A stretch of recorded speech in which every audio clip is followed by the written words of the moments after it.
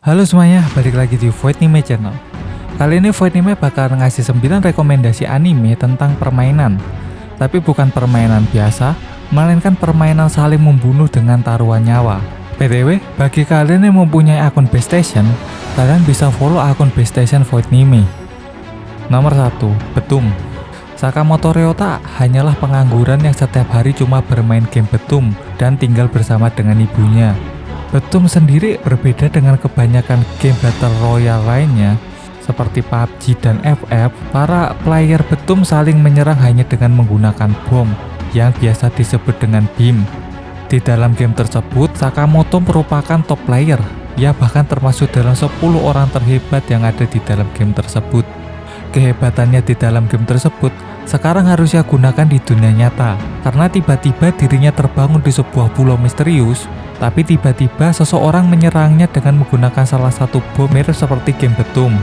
Ia kemudian menyadari kalau dirinya sekarang sedang memainkan Betum versi nyata dengan mempertaruhkan nyawanya demi bisa keluar dari pulau tersebut. Nomor 2, Darwin Game. Suatu hari, Kaname Sudo di-invite oleh temannya untuk bermain game misterius bernama Darwin Game. Hingga tiba waktunya, game tersebut memberitahukan kepada Kaname bahwa dirinya harus bertarung melawan seseorang. Awalnya Kaname menghiraukan pemberitaan tersebut, namun tiba-tiba dirinya diserang oleh seseorang. Tak ada cara untuk berhenti dari game tersebut, mereka harus menyelesaikan game mematikan ini. Siapapun yang kehilangan poin maka ia akan mati dan lenyap dari dunia ini. Untuk mendapatkan poin, mereka harus bertarung satu sama lain dan memenangkan pertandingan. Terlebih lagi, setiap pemain diberikan sebuah kemampuan khusus yang disebut dengan sigil. Akankah Kaname bisa bertahan di game tersebut? Nomor 3, Mirai Nikki. Amano Yukiteru hanyalah seorang murid biasa. Ia hanya susah dalam bersosialisasi dan lebih memilih menulis diary di ponsel yang sering dia gunakan. Hingga suatu hari, diary-nya dapat membaca masa depan. Amano kemudian sering menggunakan kemampuan tersebut ketika ujian. Namun kesenangan yang ia dapatkan tidak bertahan lama karena ia menyadari dari diary-nya sendiri bahwa ada seseorang yang mengejarnya. Ternyata selain dirinya, ada 12 orang lain yang mempunyai diary yang memiliki kekuatan untuk melihat masa depan. Mereka semuanya dipaksa untuk mengikuti sebuah game saling membunuh yang pemenangnya akan menjadi dewa baru. Dalam game survival tersebut, peraturannya tidak sulit. Mereka hanya cukup saling membunuh satu sama lain dibantu dengan diary spesial yang mereka miliki.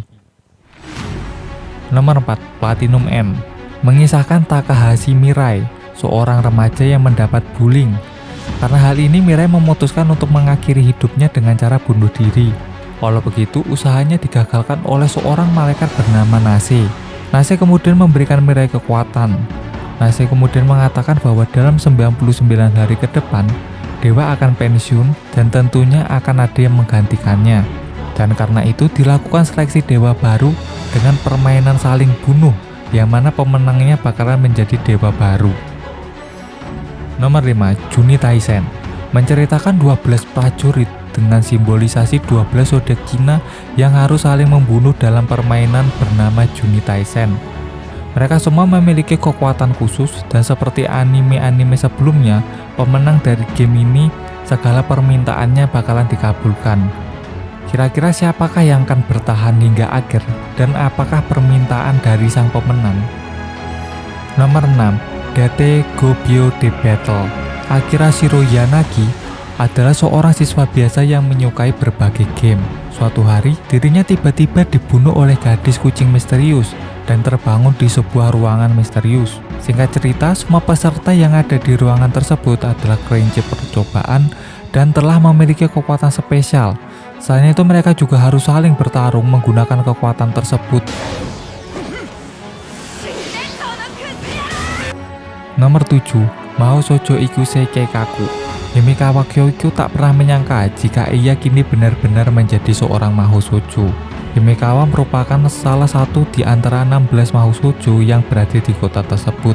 Berawal dari sebuah game bernama Mahou Shoujo Ikusei Keikaku yang memberikan kekuatan Mahou Shoujo kepada orang-orang yang beruntung.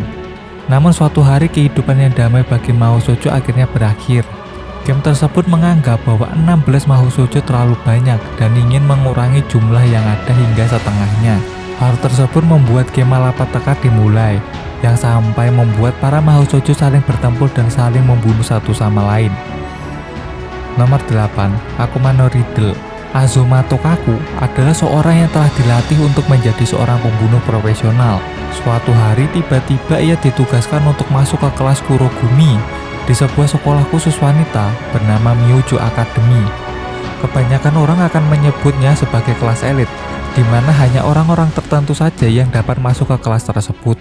Kelas tersebut diisi oleh 12 gadis yang terlihat biasa, namun sebenarnya mereka semua adalah seorang pembunuh profesional yang mengikuti sebuah perlombaan, yaitu membunuh Ichonose Haru. Siapapun yang paling cepat menyelesaikan misinya akan mendapat hadiah. Tapi Tokaku malah bertindak sebaliknya, di mana dirinya malah memilih untuk melindungi Haru. Bagaimanakah nasib keduanya? Nomor 9. Berlatar di sebuah sekolah elit bernama Akademi Puncak Harapan, di mana seluruh muridnya merupakan siswa-siswi istimewa. Naegi Makoto yang merupakan siswa baru beserta dengan ke-14 murid lainnya tiba-tiba saja dikumpulkan di ruang olahraga oleh sebuah boneka beruang yang bernama Monokuma dengan tujuan yang aneh, yaitu untuk saling membunuh tanpa diketahui agar dapat lulus dan keluar dari sekolah tersebut. Awalnya tak ada seorang pun yang percaya akan ucapan konyol itu, hingga pembunuhan pertama benar-benar terjadi dan memaksa mereka semua untuk memulai game mengerikan tersebut, dan akhirnya membuat keadaan semakin kacau. Sekian video kali ini. Jika kalian menyukai video ini, silahkan klik like dan subscribe Void Anime, dan sampai jumpa di video selanjutnya.